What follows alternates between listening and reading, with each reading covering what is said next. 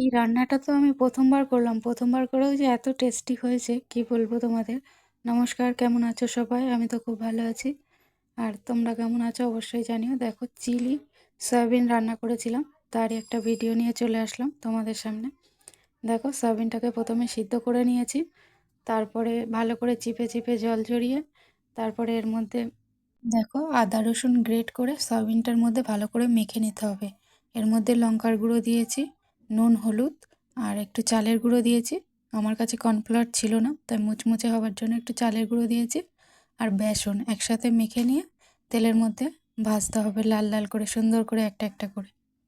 এত সুন্দর দারুণ টেস্টি হয়েছিল। বললো, খেয়ে তো বললো আবার করে দেবে একদিন। আমি বলছি ঠিক আছে, সেটা পরে হবে, আজকে তো যেটা করেছি সেটা খা। আর তোমরা চাইলে এই সয়াবিনটার মধ্যে সব কিছু মেখে একটা ডিম ফাটিয়েও দিতে পারো, তাতেও মনে হয় আমার খুব ভালো হবে জিনিসটা।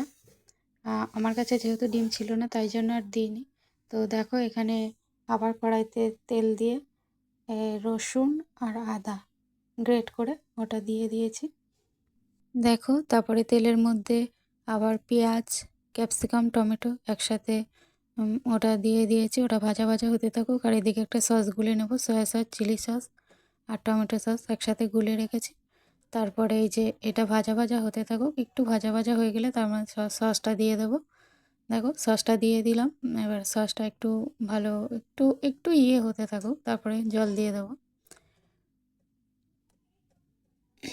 দেখো জল দিয়ে দিয়েছি, ভালো করে ফুটতে থাকুক। এটা ফুটে গেলেই এবার ওই ভাজা সয়াবিনটা দিয়ে দেবো এর মধ্যে।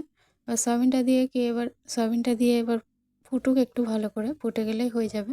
আর নামানোর সময় একটু কর্নফ্লাওয়ার দিতেই পারো তোমরা, আমার কাছে ছিল না আমি দিইনি। তাও দেখো অনেক ঘন ঘন হয়েছে গ্রেভিটা। যাই হোক, সবাই অনেক ভালো থেকো, সুস্থ থেকো, এখনকার মতো টাটা।